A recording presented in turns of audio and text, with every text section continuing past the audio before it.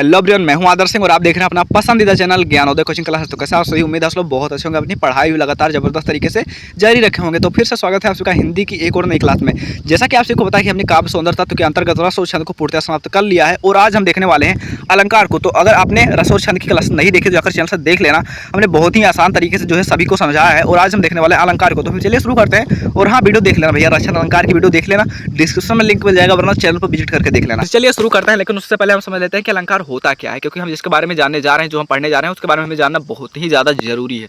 ठीक है, उसके बाद देखेंगे कौन कौन से प्रकार हैं जो हमें अपने एग्जाम के लिए तैयार करना है। ठीक है, तो अगर बात करते हैं अलंकार की, अगर मैं आपसे पूछूं कि मनुष्य की शोभा कौन बढ़ाता है, मनुष्य का श्रृंगार कौन करता है, आपको क्या आभूषण? क्योंकि अगर मनुष्य के पास आभूषण है, श्रृंगार कर लेगा, उससे और भी ज़्यादा उसकी शोभा बढ़ जाएगी, और भी ज़्यादा सुंदर दिखाई देगा, और भी ज़्यादा आकर्षक दिखाई देगा। तो जहाँ कहीं भी बात आती है इसी तरह किसी काव्य की, साहित्य की, तो उसका श्रृंगार कौन करता है? अलंकार करता है उसका श्रृंगार। यानी मनुष्य की शोभा बढ़ाने वाले तत्व को आभूषण कहते हैं। मनुष्य की शोभा आभूषण बढ़ाता है और काव्य की शोभा बढ़ाने वाले तत्व अलंकार होते हैं। ठीक है, यानी हम कह सकते हैं कि काव्य की शोभा बढ़ाने वाले तत्वों या शब्दार्थों को अलंकार कहते हैं। और यह दो प्रकार का होता है। कितने प्रकार का? दो प्रकार का होता है। एक होता है हमारा शब्द अलंकार और दूसरा होता है हमारा अर्थ अलंकार। अब शब्द अलंकार क्या होता है और अर्थ अलंकार क्या होता है ये समझो। अब काव्य पढ़ रहे हो और काव्य में जहाँ कहीं भी आपको शब्द के कारण कोई परिवर्तन होता दिखाई दे रहा है, शब्द के कारण कोई चमत्कार दिखाई दे रहा है, तो वहाँ पर होता है आपका शब्द अलंकार। और जहाँ कहीं भी आपको काव्य में अर्थ के कारण परिवर्तन दिखाई दे रहा है, अर्थ के कारण कोई चमत्कार होता दिखाई दे रहा है, तो वहाँ पर होता है अर्थ अलंकार। तो शब्द अलंकार में आपके जो है अनुप्रास, यमक, श्लेष, ये सारे अलंकार जो है आपके शब्द अलंकार में आ जाएंगे, जहाँ से आप शब्द को देखकर ही आप बता दोगे कि इसमें कौन सा अलंकार है। और अर्थालंकार में आपके उपमा, रूपक, उत्प्रेक्षा आ जाते हैं, जहाँ से आप शब्द को देखकर नहीं पहचान सकते कि इसमें कौन सा अलंकार है, वहाँ पर आपको उसका अर्थ समझना पड़ेगा, तो वहाँ पर होता है अर्थालंकार। ठीक है, तो चलिए सबसे पहले शुरू करते हैं शब्दालंकार। शब्दालंकार में हमारा आता है अनुप्रास, यमक, श्लेष। तो फिर चलिए शुरू करते हैं अपने सबसे पहले अलंकार से, जो कि हमारा अनुप्रास अलंकार। लगभग आपको हर एक काव्य में आपको दिख ही जाएगा, वो सबसे ज़्यादा आसान होता है। ठीक है, क्या होता है? काव्य में जहाँ एक ही व्यंजन वर्ण की आवृत्ति बार बार होती है, वहाँ पर अनुप्रास अलंकार होता है। यानी आप कोई काव्य पढ़ रहे हो, वहाँ पर कोई पंक्ति है, उस पंक्ति में आपको एक ही वर्ड बार बार आता दिखाई दे रहा है। बार बार में कहने से मतलब है कि एक बार से अधिक। अगर 2 बार आ जा रहा है, 3 बार आ जा रहा है, तो वहाँ पर जो है अनुप्रास अलंकार होगा। एक ही वर्ड, ठीक है, एक ही वर्ड की आवृत्ति बार बार हो तो वहाँ पर जो है अनुप्रास अलंकार होता है। ठीक है, जैसा कि रघुपत राघव राजा राम, अगर आप इस उदाहरण में देखोगे तो यहाँ पर आप देखोगे कि रा जो है बार बार आ रहा है, रा वर्ड की आवृत्ति बार बार हो रही है, तो यहाँ पर जो है अनुप्रास अलंकार होगा। ठीक है, रा वर्ड की आवृत्ति बार बार हो रही है। अगर 2 बार भी होता है तो वहाँ पर अनुप्रास अलंकार होगा, पर यहाँ तो बहुत बार आ रहा है, 1 2 3 4 बार आया है, रा रा रा रा, है ना। जैसा कि आपने सुना ही होगा कि चंदू के चचा ने चंदू की चाची को, है ना, तो वहाँ पर जो है अनुप्रास अलंकार होता है, क्योंकि वहाँ से सारे वर्ड जो है चा से शुरू होते हैं ना, और चा वर्ड की आवृत्ति बार बार हो रही होती है, तो वहाँ पर अनुप्रास अलंकार होता है। और उसी तरह जैसे कि यहाँ जिस तरह यहाँ पर रा रा रा रा आ रहा है ना रघुपत राघव राजा राम में, तो यहाँ भी अनुप्रास अलंकार है। दूसरा जो है तरन तनुजा तमाल तरबर बहुशाय, यहाँ भी आप अगर आप देखोगे तो यहाँ पर ता फिर ता आ रहा है, फिर दोबारा फिर ता आ गया है, फिर ता आ गया है, तो यहाँ पर जो है अनुप्रास अलंकार होगा। अगर 2 बार भी आ जाता है तो अनुप्रास अलंकार वहाँ पर होगा। जैसे कि आप यहाँ पर देख सकते हो, यहाँ पर जोग जोग हम नाही ये लिखा, ऊधो जोग जोग हम नाही, यहाँ पर जा जो है इसकी आवृत्ति 2 बार हुई है ना, 2 बार आया है, तो यहाँ पर अनुप्रास अलंकार है। ठीक है, 1 बार से अधिक आ जाता है तो वहाँ पर अनुप्रास अलंकार होगा। ठीक है, डेफिनेटली होगा। ठीक है, तो इस तरह आप समझ सकते हो, जहाँ पर एक ही व्यंजन वर्ड की आवृत्ति बार बार हो अनुप्रास अलंकार होता है। ठीक है, उदाहरण हमने लिख दिया, सबसे आसान उदाहरण रघुपत राघव राजा राम तन तनुजा तट तमाल तरबर बहुशाय, है ना।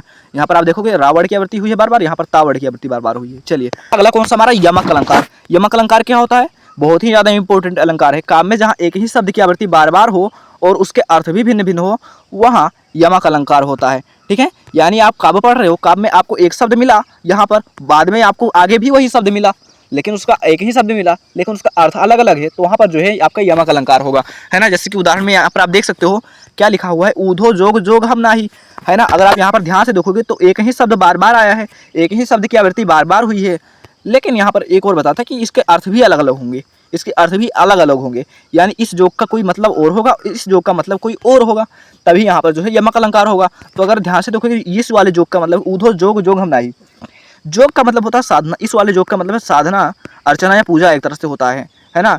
और इस वाले जोग का अर्थ है योग्य, यानी ऊधो जो तुम्हारी साधना है उसके योग्य हम नहीं है।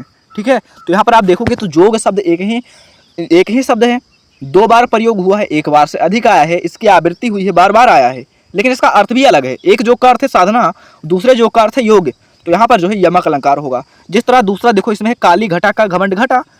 अब पढ़ने में तो लगे तो देखो घटा एक ही शब्द जो है 2 बार आया है ना, एक ही शब्द जो है 2 बार आया है, काली घटा फिर का घमंड फिर घटा, है ना। तो यहाँ पर जो है अगर आप देखोगे तो घटा का अर्थ कोई और है, इस वाले घटा का अर्थ कुछ और है। तो यहाँ पर इस वाले घटा का अर्थ क्या है? बादल, और इस वाले घटा का अर्थ है घटा यानी कम होना, यानी काली घटा का घमंड घटा यानी काले बादलों का घमंड जो है कम हो गया, घट गया, है ना। ये कह सकते, यहाँ पर ये कहने का ये मतलब है कि काली घटा का घमंड घटा, काले बादलों का घमंड कम हो गया। ठीक है, तो इस वाले घटा का अर्थ है बादल, इस वाले घटा का अर्थ है घटना यानी कम होना। ठीक है, जिस तरह यहाँ पर ऊधो जोग जोग हमने, इसका अर्थ है साधना, इसका अर्थ है योग्य। यानी काम पढ़ोगे वहाँ पर आपको दो शब्द दिखाई देंगे, बार बार आएंगे, उनका अर्थ भी अलग अलग होगा, तो वहाँ पर जो है यमक अलंकार होगा। ठीक है, अगला कौन सा है, श्लेष अलंकार। ये लगभग यमक अलंकार के ही जैसा है, लेकिन वहाँ पर जो है बताया था कि एक शब्द जो है एक ही जुड़वा होंगे, दो बार आएंगे, दो बार से अधिक आएंगे, उनके अर्थ भी अलग अलग होंगे। लेकिन यहाँ पर बताया है कि एक ही शब्द एक ही होगा, शब्द एक ही होगा, लेकिन इसके अर्थ कई होंगे, इसके अर्थ अनेक होंगे, तो वहाँ पर जो है श्लेष अलंकार होगा। यानी काव्य में जहाँ कोई शब्द एक ही बार आए लेकिन उसके एक से अधिक अर्थ हों, वहाँ श्लेष अलंकार होता है। यानी एक अर्थ यानी शब्द एक ही हो, शब्द एक ही हो, एक ही बार आए, लेकिन उसका जो अर्थ हो कई अर्थ हों इसका। ठीक है, जैसे कि आप उदाहरण में देख सकते हो, रहमान पानी राखिए बिन पानी सब सून, पानी गए ना उबरे मोती मानुष चून। तो यहाँ पर अगर आप देखोगे तो पानी का जो वर्ड है एक ही बार आएगा। कुछ लोग बोलेंगे ये देखो भैया फिर पानी आ गया है, फिर पानी आ गया है, तो देखोगे भैया इसका अर्थ तो एक ही है, लेकिन यहाँ पर जो तीन शब्द दिए गए हैं इनमें जो है इसका अर्थ पानी का जो है बदल जाएगा। पानी का अर्थ मोती के लिए कुछ और होगा, मानुष के लिए कुछ और होगा, और चून के लिए कुछ और होगा। ठीक है, अगर पानी की बात करें, पानी शब्द एक ही है, लेकिन मोती के अर्थ में अगर बात करें तो मोती का पानी कौन सा, देखो काव्य को समझो। काव्य में कह रहा है कि रहमान कहते हैं कि पानी को बचा कर रखो, क्योंकि बिन पानी के सब सूना है। अगर पानी चला गया तो क्या चला जाता है, पानी गए ना उबरे मोती मानुष चून, मोती और मनुष्य और चून की शोभा खत्म हो जाती है। यानी पानी के जाने से मोती की चमक खत्म हो जाती है, मनुष्य की पानी मतलब इज्जत चली जाती है, पानी मतलब चूना मतलब चूने की नमी चली जाती है। यानी मोती के संदर्भ में जो पानी का अर्थ है वो है उसकी चमक, है ना। मोती की पानी चली गई मतलब उसकी चमक चली गई, और मनुष्य की चमक, मनुष्य का पानी चला गया मतलब उसकी इज्जत चली गई, है ना। चून का पानी चला गया मतलब उसकी नमी चली गई। तो इस तरह आप समझ सकते हो, यानी कि शब्द एक ही है, लेकिन आप देख सकते हो कि मोती के संदर्भ में उसका अर्थ कुछ और है, मानुष के अर्थ में उसका अर्थ कुछ और है, और चून के संदर्भ में उसका अर्थ कुछ और है। तो यहाँ पर जो है श्लेष अलंकार होगा। ठीक है, इस तरह आप समझ सकते हो। ठीक है, जैसे कि होता नहीं है कि जहाँ गोलगप्पे की दुकान होती है ना, गिलास एक ही होता है, गिलास एक ही होता है, वहाँ पर जो है उसी से सभी लोग पानी पीते हैं, है ना। उस तरह आप समझ सकते हो। ठीक है, यानी शब्द एक होंगे, ये देखो इस तरह मैं डायग्राम बनाकर दिखा देता हूँ। शब्द और ये जो है अर्थ है, अर्थ अर्थ अर्थ।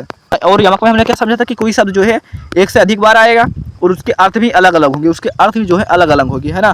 हर एक शब्द का अपना अलग अर्थ होगा, अद्वितीय अर्थ होगा। ठीक है, जैसा कि यहाँ पर हमने देखा था कि जोक का अर्थ कुछ और था, इस जोक का कुछ अर्थ और था। ठीक है, इस घटा का अर्थ कुछ और था, इस घटा का अर्थ कुछ और था।